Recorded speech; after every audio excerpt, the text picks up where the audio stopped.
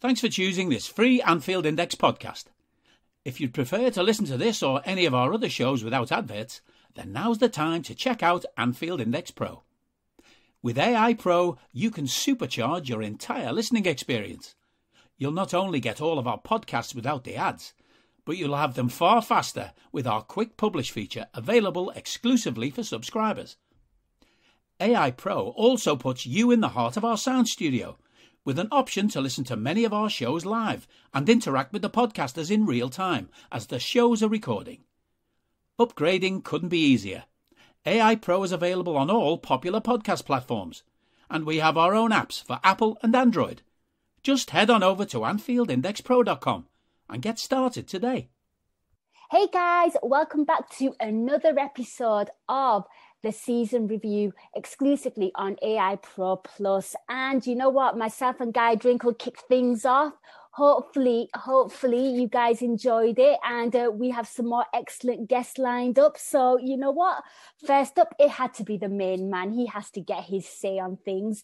It's a guy that needs no introduction. We around here on Anfield Index like to call him the Podfather.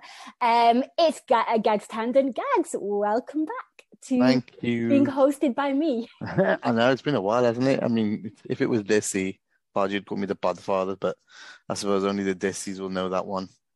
But yeah, Podfather it is. I'll take it. You will take it, and the guy gets a lot of respect, even though we take the mick out of him. We do love Gags and Gags. It's a nice little catch up. So you know what?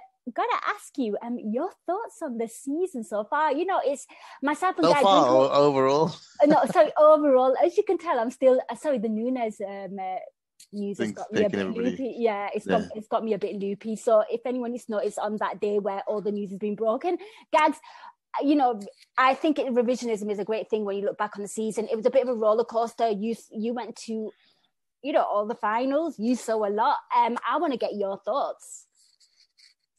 Yeah, the season was amazing, I thought. I mean, a lot of people have ended up, I think, disappointed maybe.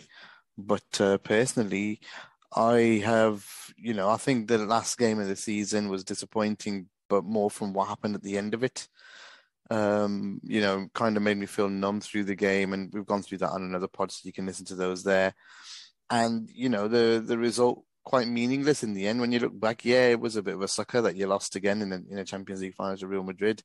Same opponents as 2018. It's a bit of a bitch to take, but I think you look back over the season, you got two cups that I didn't really expect to be in the cup competitions, to be honest, but what they did and how they elevated the season in terms of going into those last 3-4 weeks, I don't think the excitement's ever been as high as that level. You know, as a fan, I don't think there's ever been a position where a team could go into the last week of the season, literally the last 7 days of the season. We had two games where if those results or things went our way in both of those games, we could be talking about a quadruple now. Fine lines. People say, yeah, but at the end of the day, you're not going to be remembered by that. You're remembered by what you say.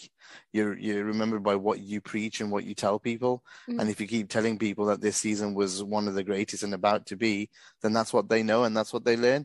But if you're going to be negative about it, then that's what gets spread. And who cares about what rival fans think? It's about us. We enjoyed this season. We enjoyed going to those finals and the process and the journey of getting there and the fun. There was a lot of glory all the way, you know, to get there. There's a lot of positives, a lot of new stars, you know, Luis Diaz, Ibrahima Konate, massive. So these new people coming in and making it big, and there's a lot of scope for youngsters now in the next couple of years to come through when you see people like that join and hit it off immediately. So fantastic, magnificent season. Would have been, you know, would have been probably one of the greatest ever had we got the other two over the line, but still one of the best seasons ever still, in my opinion. Absolutely. And I love the fact that you kind of said, forget what rival fans think, because I love, I love the fact that you kind of mentioned, what it meant for Liverpool supporters. And, straight after the Champions League disappointment, the fans gathered in Liverpool for a parade, which was probably bigger than Man City's, who won the league. So that just speaks volumes in itself in terms of what the fan base felt and the appreciation for this team. Gags, you're the first, I'm going to say this without being disrespectful, but you're the first fan that I'm speaking to on this series where you had the privilege of seeing some great Liverpool sides, or a great Liverpool side in like the Dalglish era and Barnes era and so on. So I want to ask you, for me, this is the greatest ever Liverpool side that I've witnessed. I just want to get your quick thoughts on that. I think it is. I think it is the greatest Liverpool side that I've ever seen as well. You know, there were great sides. You know, I can't remember the mid '80s, but the late '80s was the best I ever saw. But you know, I didn't witness either of those win a double in any way. You know, at the end of the day, they were again, like this team, fine lines, man. They really suffered from fine lines as well. Last minute goal in '89, Wimbledon in '88. You know, they were some couple of doubles there in '88, '89 that they would have been. But look, we still hold them in high regard. They're still revered, even though those last minute things happened, those unfortunate losses happened. Real Madrid, the loss feels like Wimbledon to me. That's taking the piss maybe, but hey, Madrid, you fucking deserve it. You played like Wimbledon. You smashed and you grabbed. That's what happened. And so when we can look back on that side and with so much fondness and say how great they were, and we lost out by 8 minutes in a game for Stevie to hold on, his team to hold on, for us to be champions. We would have been champions. 8 minutes it was. So at the end of the day, this is the fine line. There's no way, you know, that people can say things like that when you compare back. I mean, there can't be a better team than this one. Even the one that won the CL maybe the CL won 18-19 is close because again they were a point away, but they won the Champions League, you know. But they had only two things to focus on. This team at the end of the season had 3. They'd already won 1. They had 3 at the end of the season to focus on. They had the FA Cup, the quarters, the semis, the final. Still takes a lot out of you. It causes fixture congestion. You know, maybe if we didn't have one of those, the Spurs game would have gone differently. You know, who knows? Maybe there would be more fresher legs against Spurs. It wouldn't have gone to 1-1. We win the title. Who knows? But point is, we still had a great time. Those Wembley finals were unbelievable. Those Wembley trips were unbelievable this season. Like, you ask any fan that went to those and said, would you take them back? I don't think they will. I think they really enjoyed it. I think they really had a great time and built something. Champions League as well, going all the way again. Still a great feat, man. Still a great feat. So, yeah, they've got to be the greatest squad, I think, that we've ever had. Let's say that way. Team, we probably can argue for 11, you know, bang on top 11 against everybody else. 18-19 is 19-20 we're a very good team. You know what I mean? When you hold them in that height. But the squad, though, is a different level now. Yes. There's more people, there's more players, there's more quality. So if they keep that size or they expand on the size, maybe they reduce the size by removing players that aren't going to play as much with players that do or are going to play more. Mate, Jesus, this could be, the next season could be the best squad we've ever had at Liverpool FC. Watch this space, right, Gags? You kind of give a really, really nice overview there, but so I want you to, you know, pinpoint your favorite match of the season. It can be any match. Obviously, Liverpool played a lot of games. They played every game humanly possible. So, take it away. My favorite game. Yeah. Jesus. Okay, I think winning trophies is important. So I think the FA Cup final was probably greatest. Okay, that's next. So we'll do greatest game is definitely United United losing to us 5-0 and losing to us 4-0. I think are probably the greatest two. I had that as well. 2 fixtures that we you know, I don't think we've ever done that before. 9-0 against them in total, and it could have been worse as well. And literally put our foot off the gas for like half of those games. It's a fucking joke. So it could have been like 15-0. So yeah, I mean, greatest match, favorite match, just for the piss that was boiled after the Old Trafford 5-0 is. I don't think we're ever going to see that again, or maybe I won't be around to see it again. So any season that has that, I have to keep that. Yeah, definitely.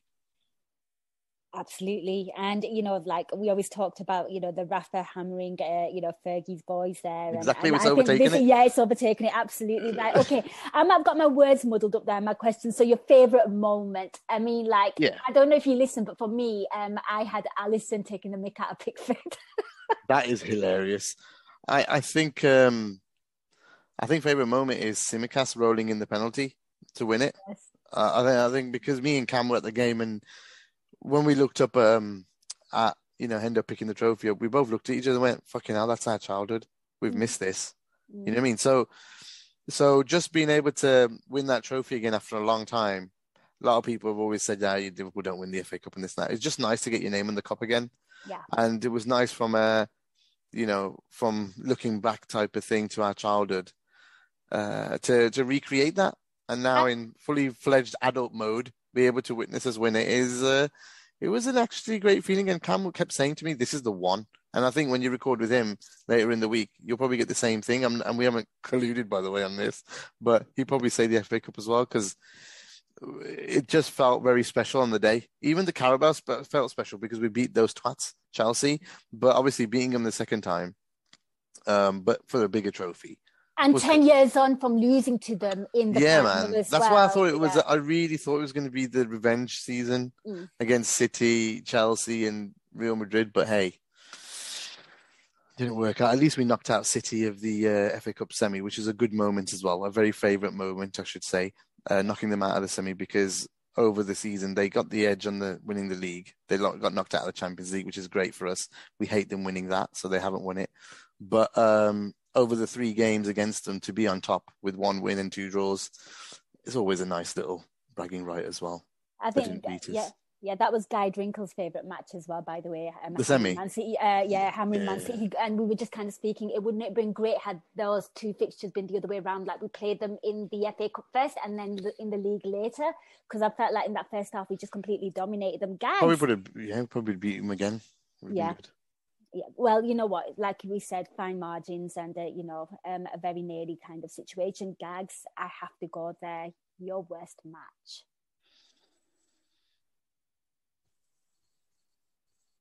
Just a match, So match. I think this that's going to be Leicester. I think losing to Leicester, 1-0 is worse, because it's just like everyone felt it was over. Everyone felt the season was done. At the end of that, and it was a negative place to be, especially because we battered them as well. Yes. So from a match, if we had just taken another point from that game, we'd be level. But again, we didn't have enough goals, so we would have still lost the season. Maybe it'd been more painful if it was level and losing it. And God, but winning that though is the season, right? That's the league title. That's the one game where you expect us to win no matter what. They're a pile of shit, that team. And they were outclassed on the day, and they stole one. And coming away from that game without any points at all was a hard one to take, really. So, especially when the reserves beat their first team a few days earlier, I think. Yes. In the Carabao. Yep. So it was a tough one, and that's looks like a pivotal moment in the season when you look at it in terms of winning the Premier League. So.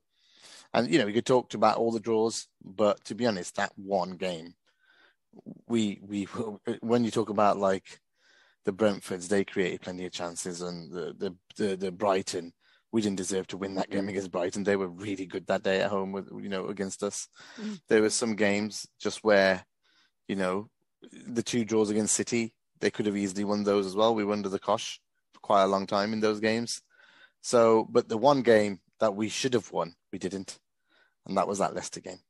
You know what? Great minds think alike, because I had that down for my, Wow. Yeah.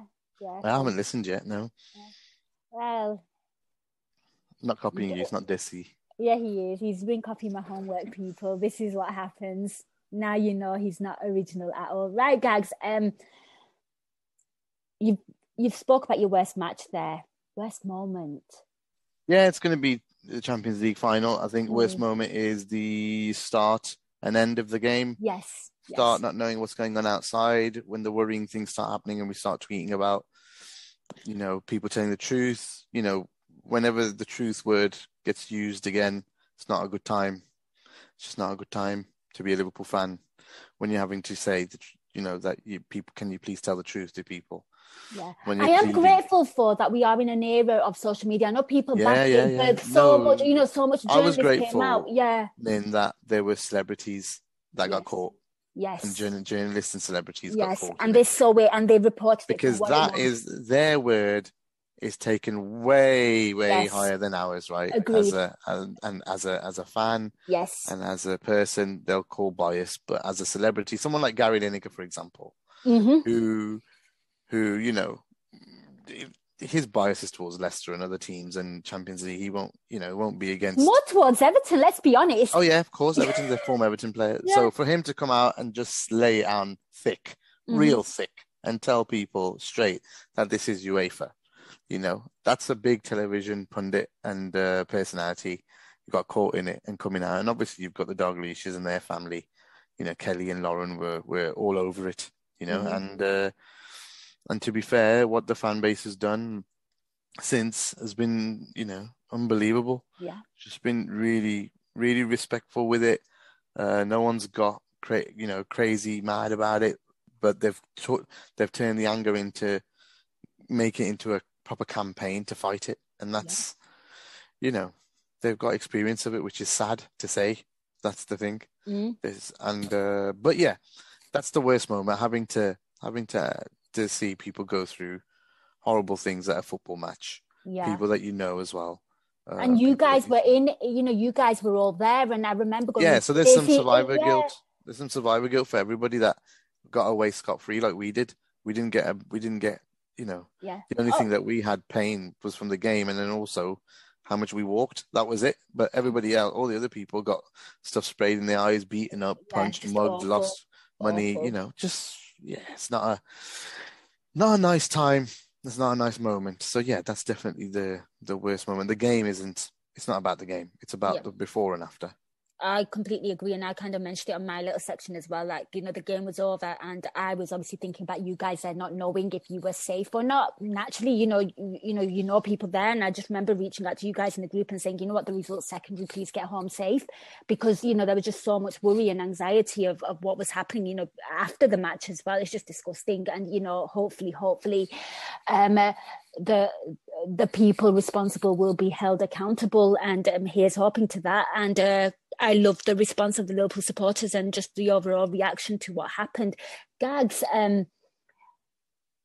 we've had a few, fresh energy and fresh legs been put into this squad. We have the usual guys doing their best this season. So if you had to pick a player of the year, if Gags Tandon could give an award to one of the lads, who would it be and why? Player of the year? Has to be Mo Salah. It just has to be Mo Salah, just because of the what he did the first half of the season. Yes. And the numbers he was scraping up. What happened at AFCON was a bit sad for him, but I'm giving it to Mo just because he still pulled out those numbers. And as people are saying he's as bad as he was still a goal involvement more than Mane in the second half since they came back. So that's goals and assists combined. He was still doing a lot more involved in goals than Mane was. And people will probably be surprised in that, but that's the truth, man, So yeah, I'm still giving it to Mo. Without that start in that first half of the season, it doesn't set the rest of your season up to get to where you are now. So where we got to in the end. So yeah, absolutely, Mo Salah gets player of the year for me.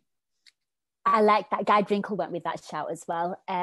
Completely agreed. The first half of the season, I think people forget the first half of the season, don't they? So I'm glad that you kind of highlight that, and so did Guy Drinkle. Great shout. And I think a lot of people will probably agree with you there as well, with regards to Mo Salah. And obviously just unfortunate what happened with AFCON, and of course Egypt being knocked out of the World Cup by Senegal again. Gags, right, this is like a personal thing for you now. Your favourite AI podcast you enjoyed listening to or taking part in. I mean, you've not listened, but I'm going to give you a spoiler alert. My favourite podcast, obviously, what kind of season I've had this year, but my favourite podcast this season has to be your and Cam's FA Cup one. Oh God, yeah, like just the stories. I've never laughed so hard at a podcast in my life that is about football and we won, but you guys just take the piss. It was nice to take the piss out of Cam. Yeah, he's an easy target, to be fair. You need to up your game.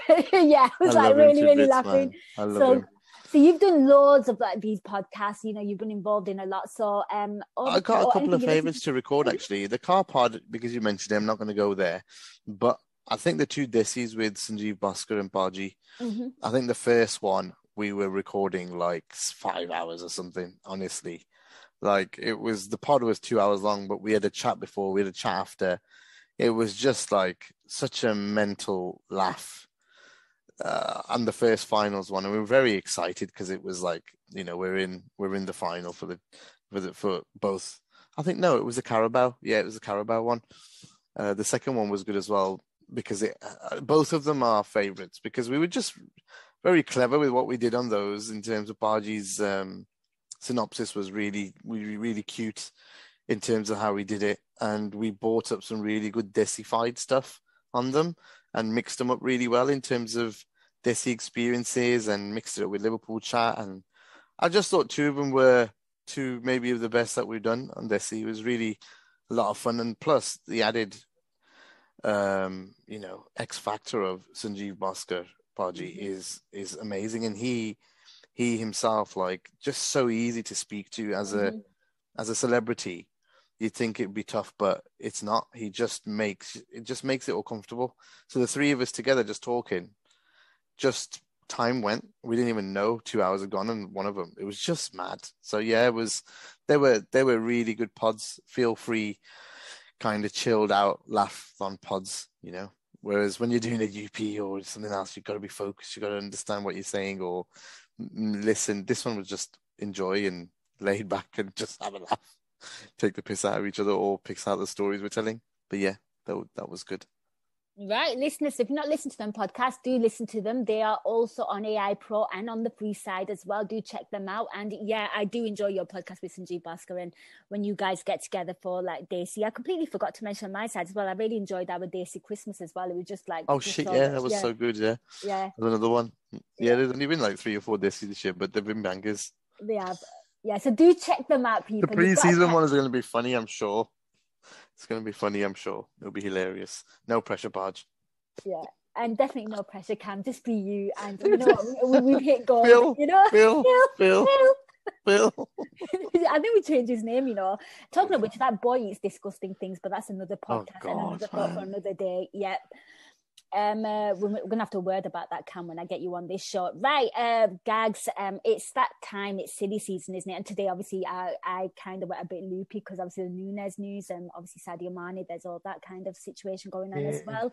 So transfer windows, hopes and expectations. You said this is a great side and we are a great squad.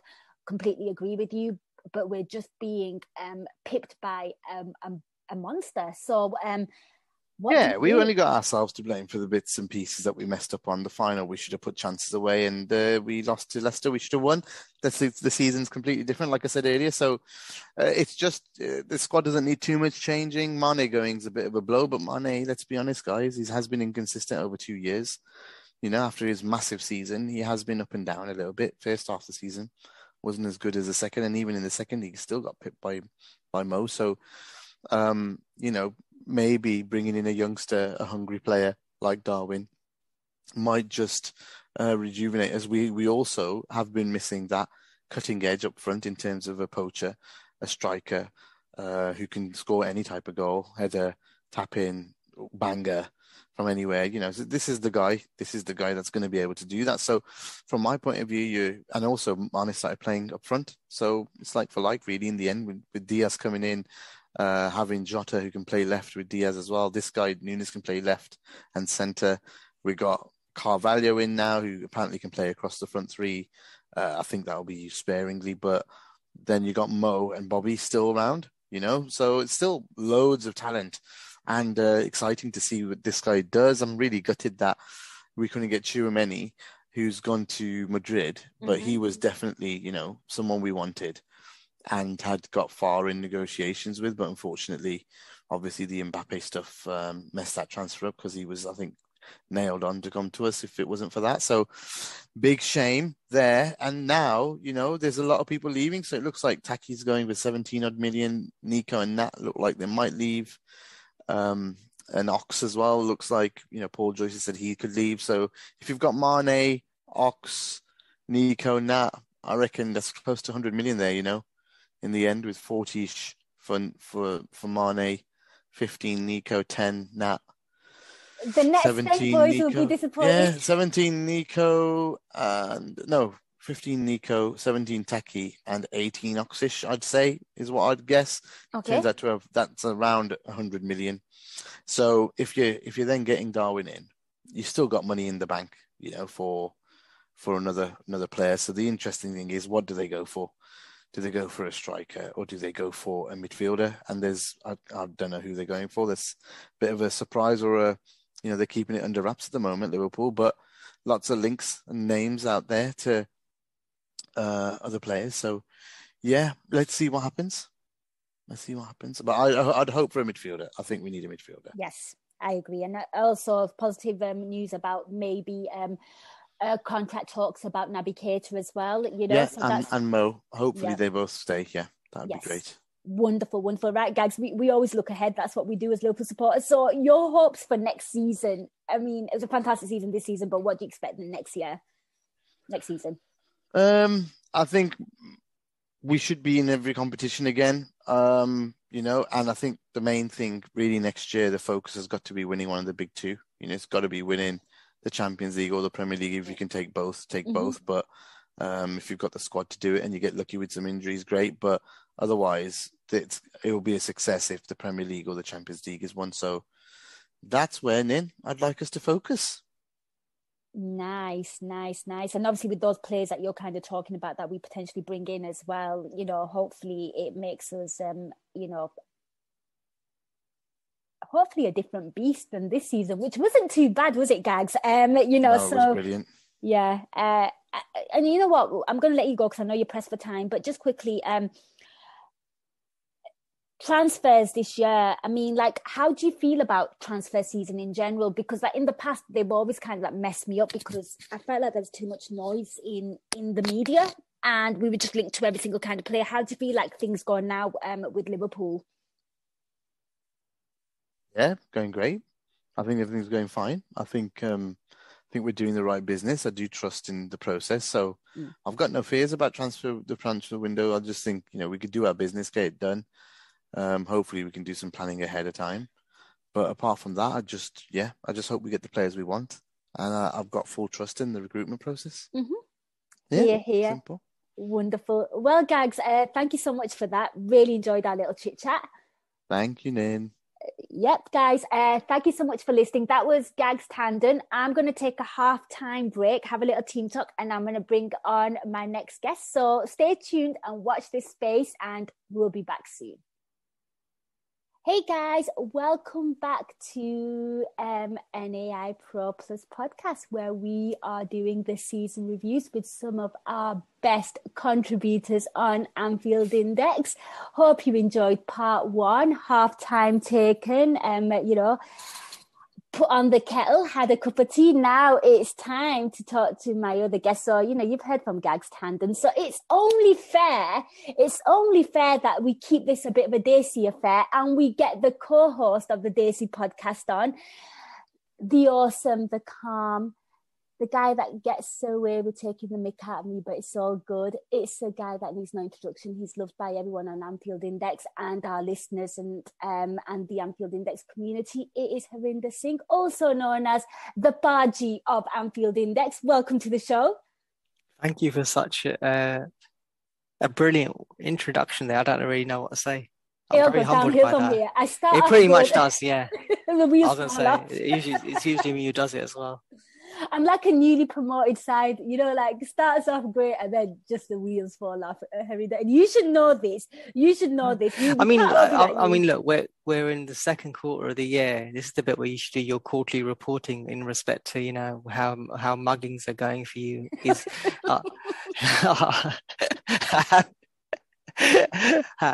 Has there been an increase in profit? Income overall. Well, I'll give you a little spoiler alert. Gained a bit of weight, can't fit through windows. Yeah, street only. Joking aside, it's good to not to think about football for a bit. Genuinely is. That has been a long season, man. It has been a long season, and the Reds have actually played every game possible. And I keep saying that on every podcast that I keep hosting on this Pro Plus side of things. Harinder, you obviously have been to a fair few finals this season. You've seen a lot. You always follow the Reds. I call you my pitch side reporter on the Nina Kauser show. You always keep me in check and balance. So I want to ask you, it's good to kind of, like you said, the football season's over. So now, you can sit back and reflect. So I want to get your thoughts of the season as a whole. How do you think it went, and what were your overriding feelings? Do you know what? My overall feeling is that I'm glad it's over. There is a bit of relief that the season is over, believe you me. Not in the way that it should have ended for one of them, definitely.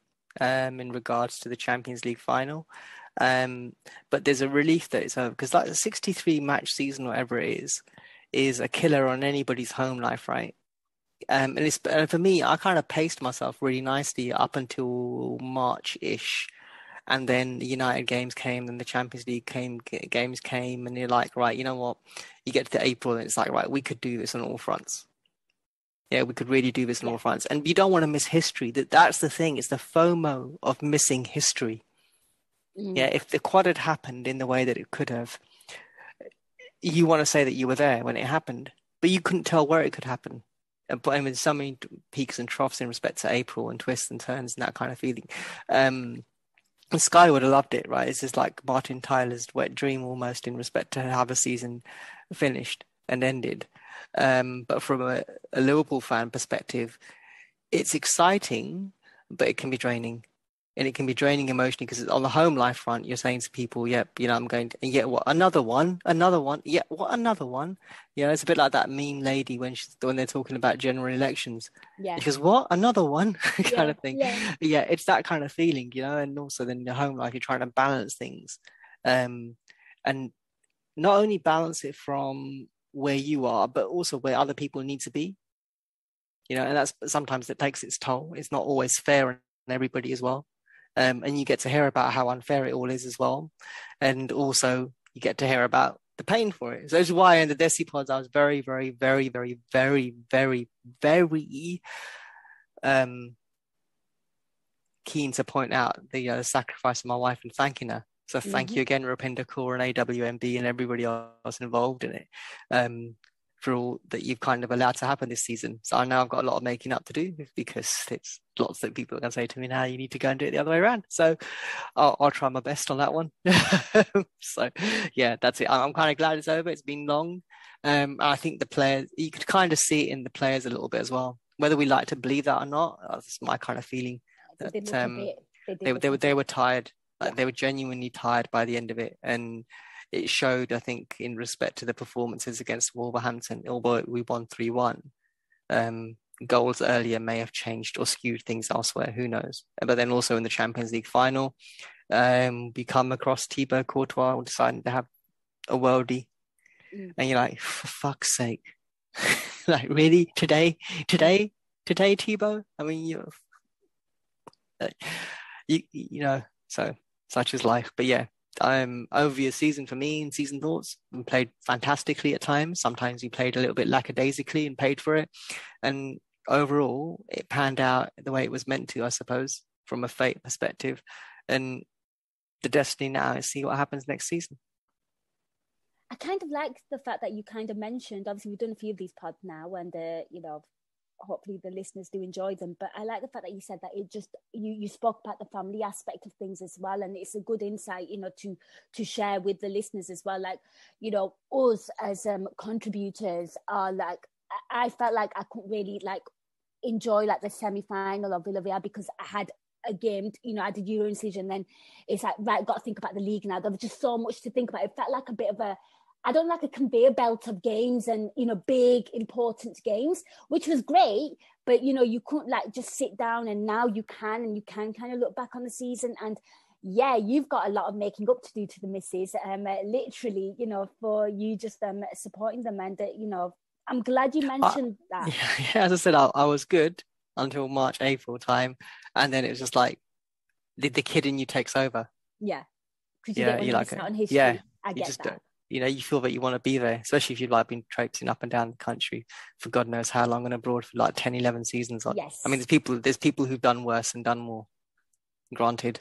And I don't know how they do it and how they manage it, but I am an awe to them in respect to their skill set. Absolutely. And I'm sure you'll be following suit, right, Baji? So you kind of spoke about your overall thoughts on the season, and you absolutely enjoyed it. It's going to be very hard, but if you could pick your favourite match of the season, it could be in any domestic league, or in it could be the domestic league, it could be any of the cup competitions. Basically, the floor is yours. They will play plenty of games. Dad, this is easy for me. So my favourite match isn't what people think it would be. So I've saved my favourite moment for that part. So my favourite match is actually Wolves away. And the reason why it was Wolves away is because that reunion, post so many things that had gone on in the world due to COVID, we hadn't seen some of our friends for 18, 19 months. So March 2020 was the last time I physically saw Gags. That's madness, isn't it? Considering, exactly. When you look at that, considering how much we saw each other through matches and Champions League matches and AI stuff and everything else, physically not having seen somebody for 18 months, 19 months odd, is massive. You just look at that from a life perspective, that you haven't seen somebody physically for that period of time. I've actually not seen Gags since March 2020. Yeah, and he's really enjoying that fact.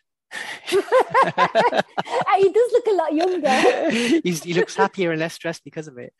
I don't know whether that's because he works with me now, because we work for the same company, but he's just much more happier.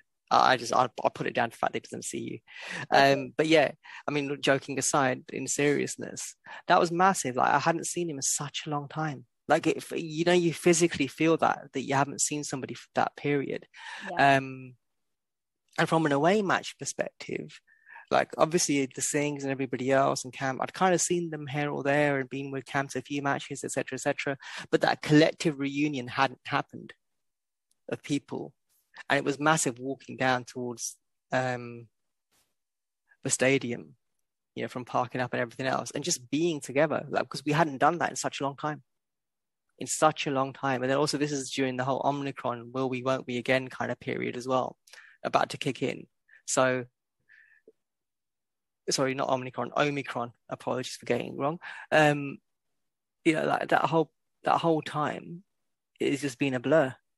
And now, when you think about COVID or you think about things, it's become, I wouldn't say an afterthought, but it's going more and more towards the back of my mind. And I think probably for my family as well as a whole, it's getting more and more to the back of our mind. Like, we don't have certain protocols or protections or things that we do in public spaces anymore. And the less you see of that, the more blurring it becomes. Yeah.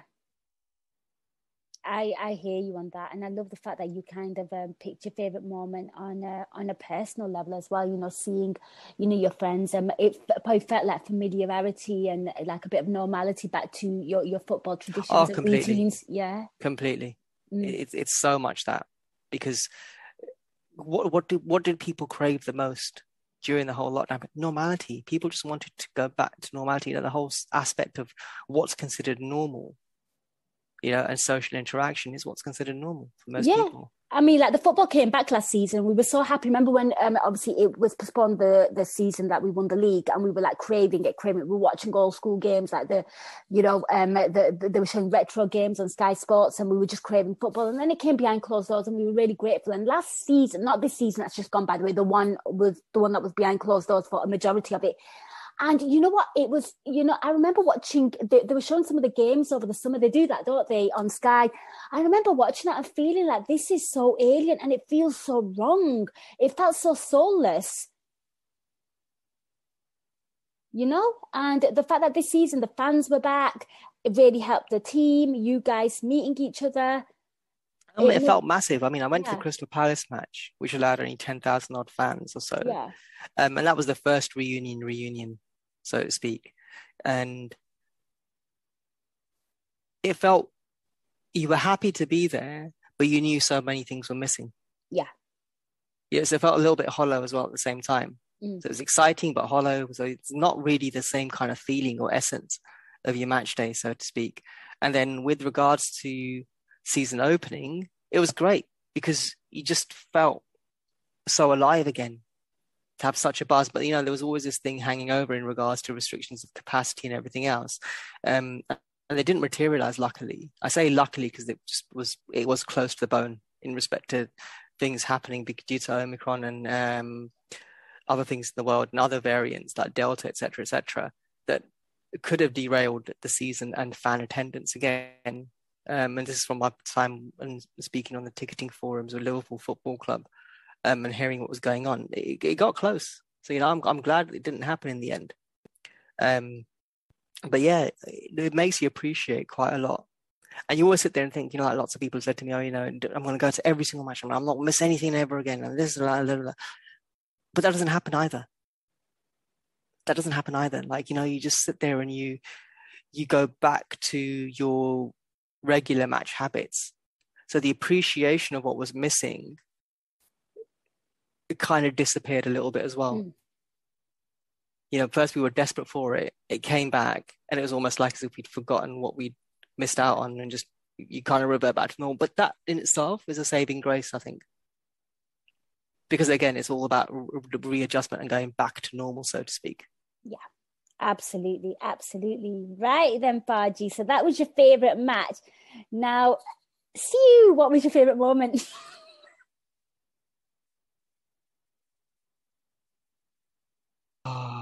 Right.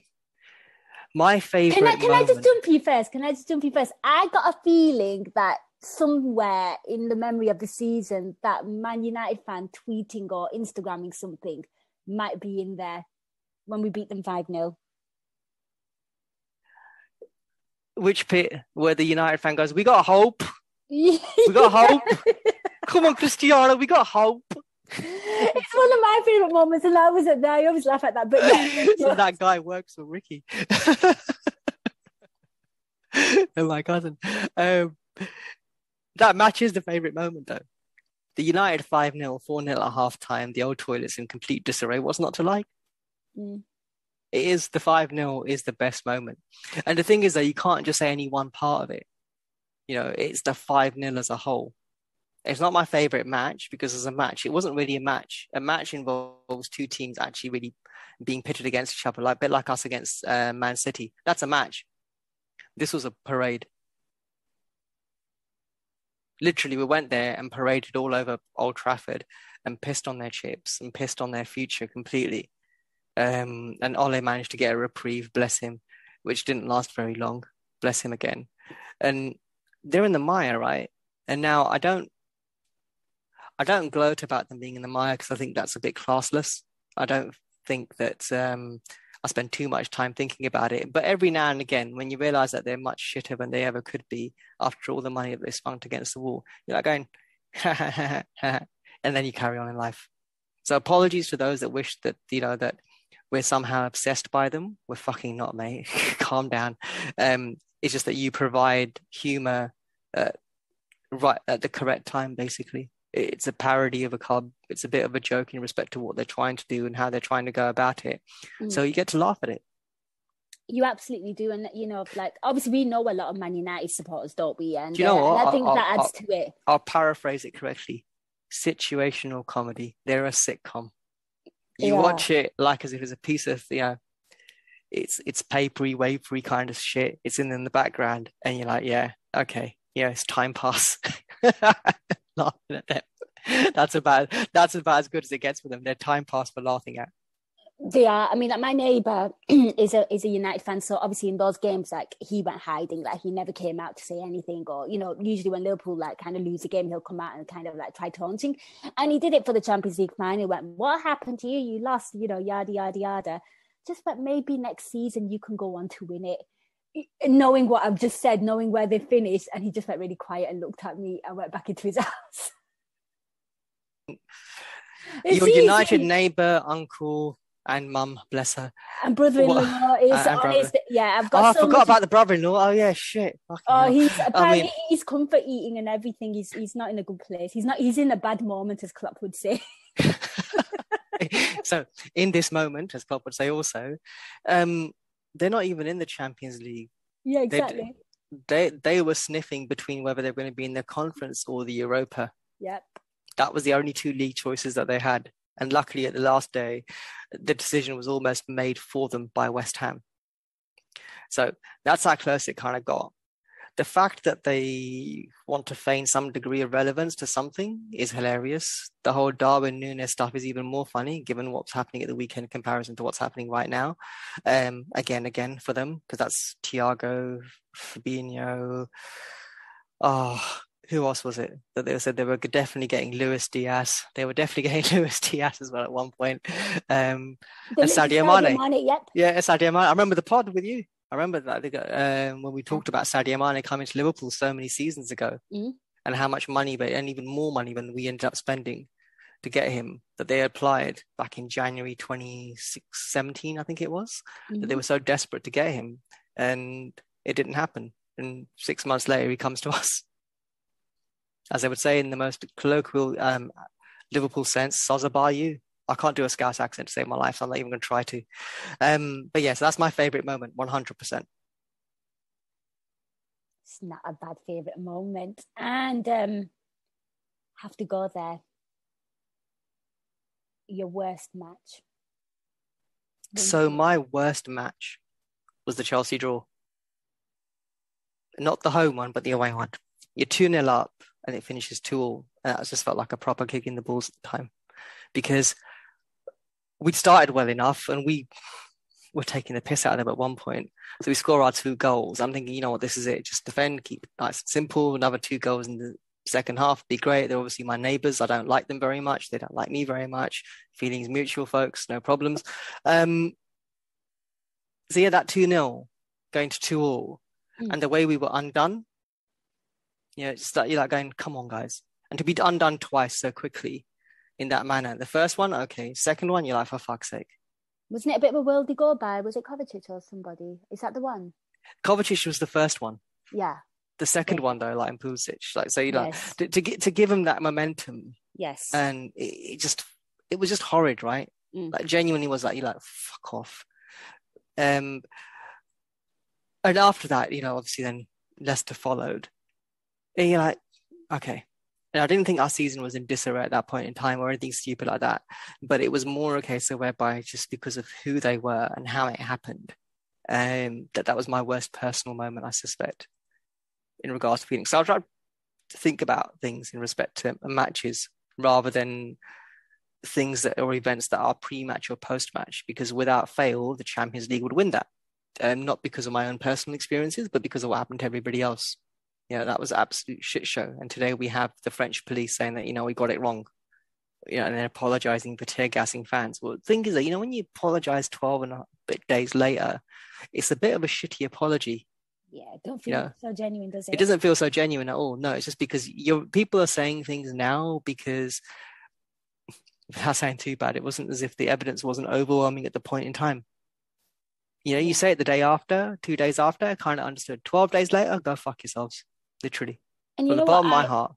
Absolutely. And I was speaking to Gags about this as well. And, you know, we always bash social media, but honest God, the power of it in situations like this where, you know, it was literally like well-known journalists, you know, people respected in the public figure, sort of speak, coming out saying, no, it's not the fans. And we got the true version of accounts of what was going on. It was great that it was fans who were there because it was the Champions League final as a spectacle rather than sort of reporters and journalists who are patch, so to speak. Now, patch journalists were impacted also.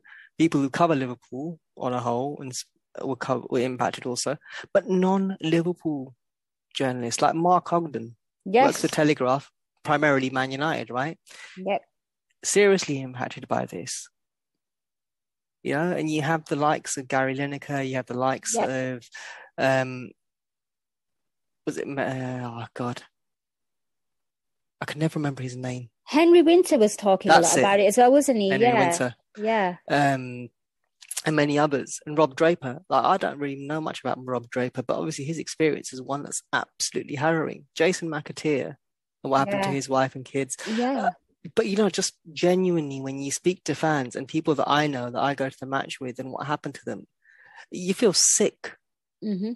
Because I remember social media is good in one way, bad in another. Yeah. WhatsApp I kind of treat as like the borderline of communication and social media. Yeah, I don't treat it like proper messaging, but I treat it as a case of whereby it's that kind of blur almost. And yeah, people in groups who suffered, you know, they actually have told you, I've been tear gassed, my eyes are still streaming. I wake up with crystals of tear gas kind of type of shit in my eyes, rather than waking up normally. You know, and my breathing's not really great after all this either. And you're like going, mate, you okay?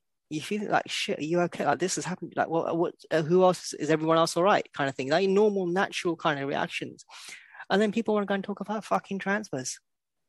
And you're like, are you, on the day, like on the aftermath of everything you just heard about, your first concern is who are we going to buy because Sadio Mane may be going to Bayern Munich.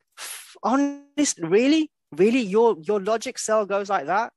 Your head goes, I compute this has happened, which has affected many fans and people that I know personally. This is an individual say.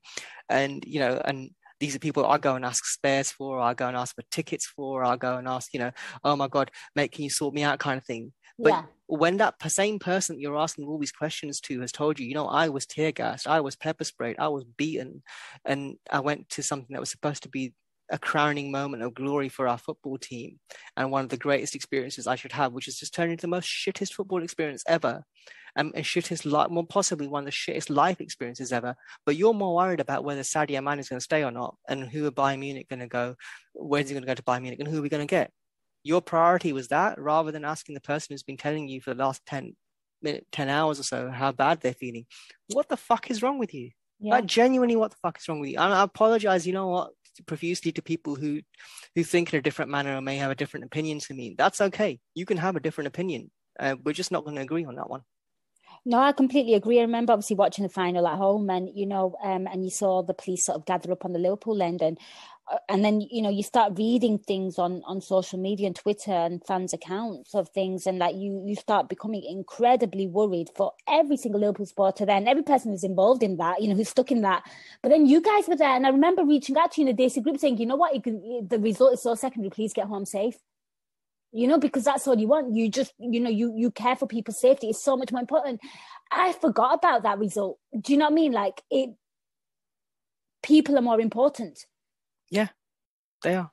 And it's like we forget that. That's really worrying. Like, sometimes we just seem to forget that and slip into like, who will we buy? What will we do? Sometimes, you know, it's the wrong thing to focus on. Yeah. And the correct thing to focus on is, are people okay? Yeah. I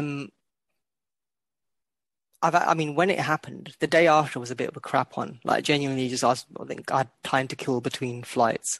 So between checking out the hotel and my flight, and I just walked around Paris, went for a bit of a walk around, trying to clear my head a bit. But, you know, you keep on getting messages from people as to how they're feeling. And you're like, shit. And by the time I landed, I'd just made certain decisions as to things that I just wanted to exit out of, in regards to people and groups, etc., because their focus primarily was everywhere else other than the person who was impacted. It's appalling. Yeah. Yeah, I think that is a lot of people's worst moment of the season. I think that one will be quite consistent. Okay. But that's not my worst moment. So I said I'm sticking to actually football pitch matter rather than our pitch. I like it. So worst match, as I said, was the Chelsea draw, but the worst moment were the fucking KDB goals against us. So Kevin De Bruyne, a deflecting jammy bastard. You know, like, I get the Pep thing going twice. Yes. Yeah, twice. Yes. That was me. I think it was 3 times though, maybe. But twice, you know, you're like going, oh, for fuck's sake. And each time being a deflection, you're like, fuck off, literally. Because the sliding doors way of life sits there and goes, if the deflected goals don't happen, who knows? Because in the 2-2 against Man City at Anfield, Mo Salah, scored one of the best goals I've seen somebody score ever. He sat the fuckers down, spun them around, and buried it. Yeah, against Man City. Southampton, different story. Some other shitty team like Watford, it was way back when, different story. Did it to Watford the week before, about different story. They did to other teams, whatever, sort of things. Sorry, not Watford the week before, but other teams around that. But, doing it in that manner, in that way, against a team that's been assembled at the billions of pounds level kind of thing and everything else was just awesome. And that should have been a match-winning moment, a bit like when he did a wonder goal against Spurs. And then, you had John Moss. Yep. Thank fuck he's disappearing as well. Where John Moss had gone like, oh, did you see it? Is it a penalty? Yeah. You see on TV? Fuck off. So I remember that from from Mo's first season, 17-18 against Spurs, and Harry Kane gets a gift of a penalty to make it 2-2. Sometimes some things should just finish at that moment. And that moment for that match to finish was at the point that Mo Salah scored that goal. So the worst moment for me, KDB goals against us. I like it. It's different, and I knew you'd always be a bit different. So thank you for that, adding a bit of diversity and spice to this, to the worst moment. It's good to. I like the fact that you stuck it to football, and you gave a mention to obviously the more serious thing there. Baji, what a season we've had. So many great players, so many, new players making an impact as well. Some of the old guard always stepping up to the greatness that they have. So if you had to give an award for Player of the Year, a special Baji award, who would it go to? This is a tough one. Out of all the questions, this was the hardest one. Mm-hmm. And it's going to Joel Matip. I'm smiling. So, it's consistently delivered and been injury-free. What a bonus for us, right? And scored. Like one of the marauding ones, they did a 1-2 and he scored. What more do you want? And and you know what? He scored in some other games as well, which were quite vital. And I still remember the Villa away, where 1-0 down due to, again, shit officiating. And Matip gets on the other side. He doesn't header, it's like gets his leg to it, gets it in.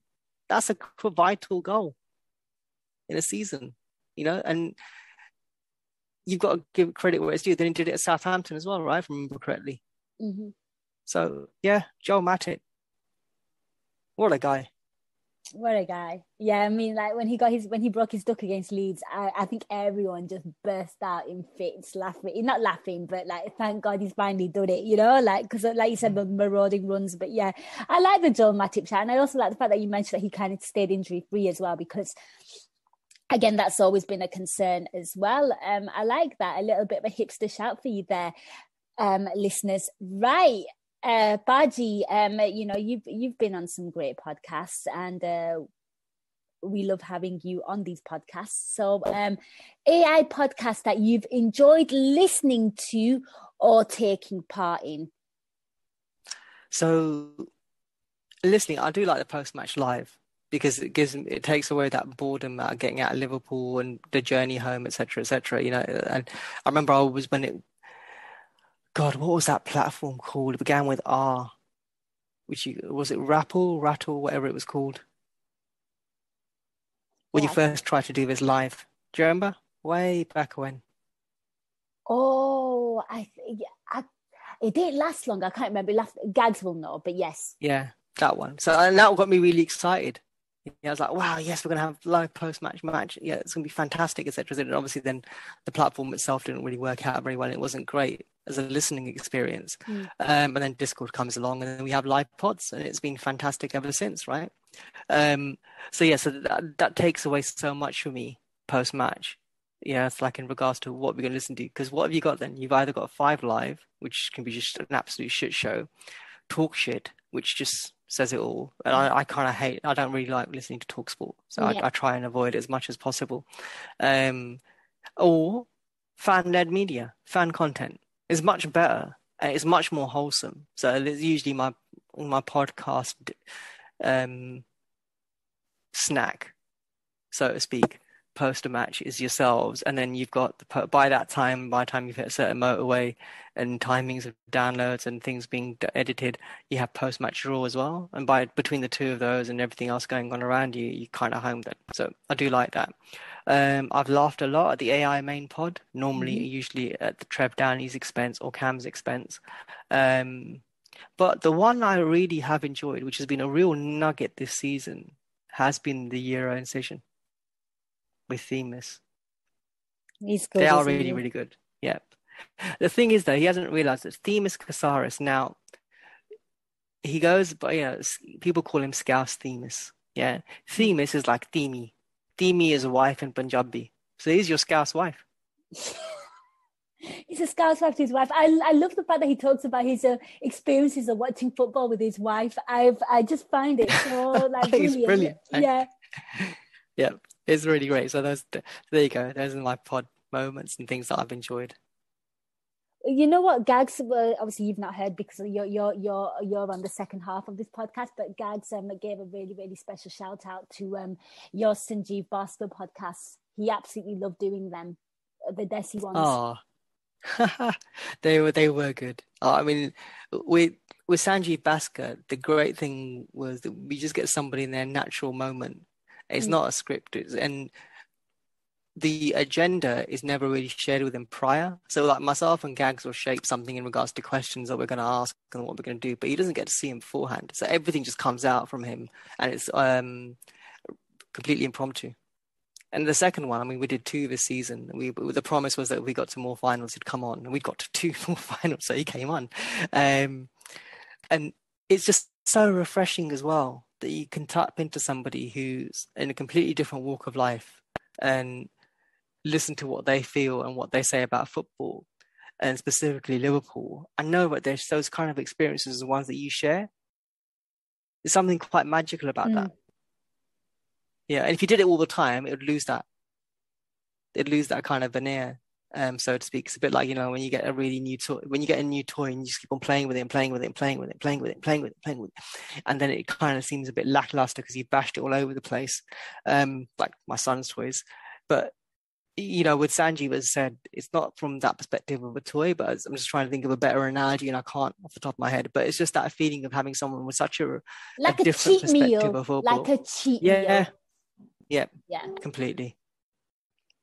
But a good cheat meal. A really, really good cheat meal, one that's worth the wait. But yeah, I get that completely. And I think he probably really, really enjoys it as well. The fact that he's not podcasting all the time. And then when he comes on with you guys, he's allowed to just fully express himself and just get it, like it's just great content all around. It's a treat, and it's a treat for listeners as well. That podcast got so much, great feedback for obviously, yourself and Gags as well. But I think your guest as well contributed to that. But yeah, and and I said to Gags as well, on my side note, I've really enjoyed the Desi podcasts, and they always keep me I don't know, in good spirits about everything. We've done them podcasts in some dark times. So Harinder, you kind of touched on Nunes there. So transfer window hopes and expectations. Do you know what? This may come as a bit of a shock to you. I'm not really a super transfer aficionado kind of guy. I don't sit there and hang on everything that we do or sign or same. Follow everything that was about to happen, like as if, oh my God. Because I don't know. There's a bit of playground about it for me. And maybe that's just because I'm just showing my old age. You know what? I've been burnt in the past. Like I remember the Ian Air days, and I'm still waiting for Ponapalyanka and all that to happen. He's still on the fucking plane. Yeah, I've been traumatized. So I'm just like, you know what? I'm just gonna step back. LFC TV are still traumatized. They've never done anything on transfer deadline day ever since that fated one where they were going to be at Melwood Live and all this kind of stuff, and fuck all happened apart from the lights being switched off. Yes, I remember that. Yeah, it's like 11-12 season or 10-11 season. I can't remember which one it was. It was when it was leading into. I think it was leading in from 11-12 into 12-13. So Brendan Rodgers' first one. that's coming up to nearly 10 years ago or so. So we moved on quite a lot from then. But as I said, for me, I just don't have that in me anymore.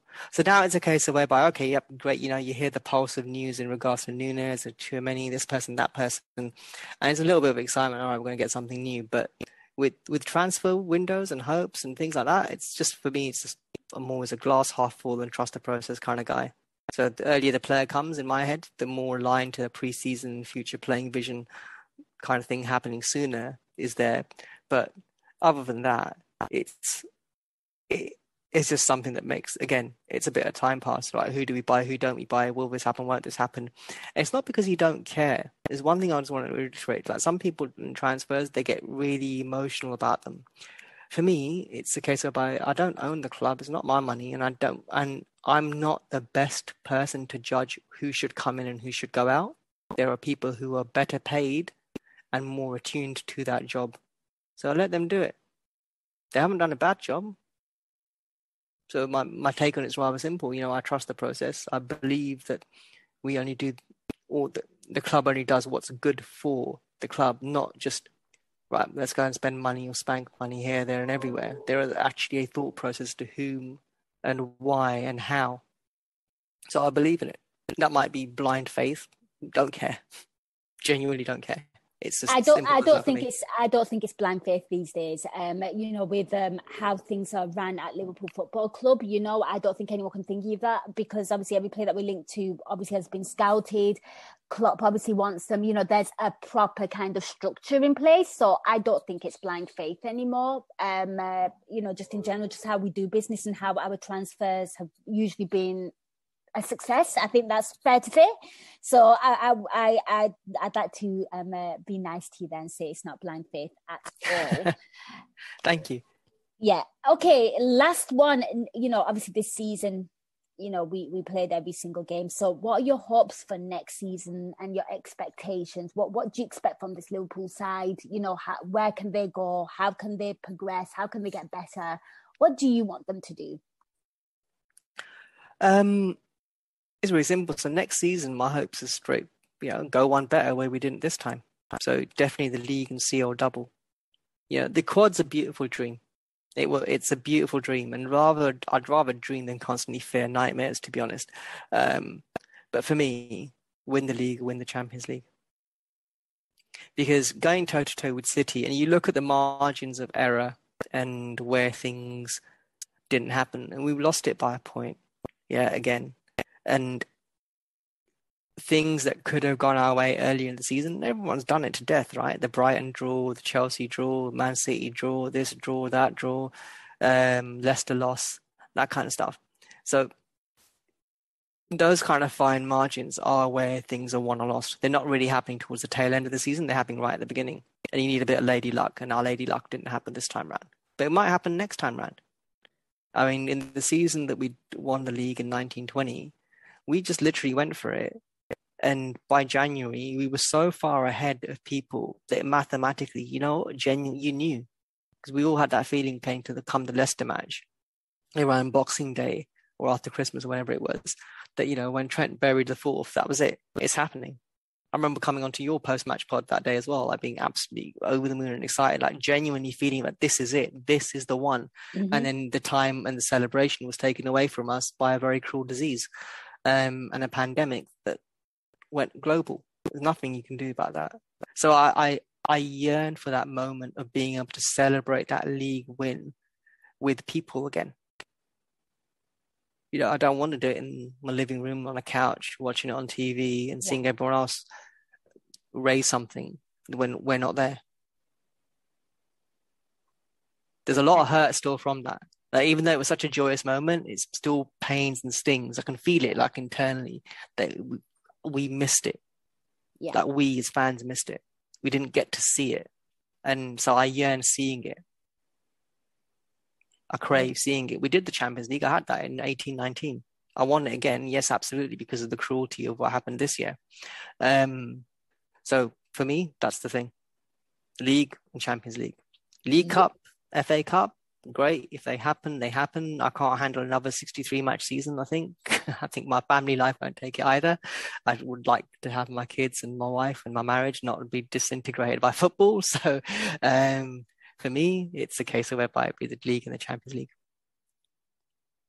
I think that is a pretty much consistent answer from all of us so far. That is exactly. Oh, really? I've not listened to anyone else so far. Yeah. Well, it's only been one podcast released so far. Oh, okay. We're like kind of spreading them out. We've got a few. Obviously, we've been listening to the contributors, but yeah, I think everyone wants the two big ones, and I think that's fair. And like you said, fine margins, nearly missing out, and it just goes to show that this team is more than competent to do it.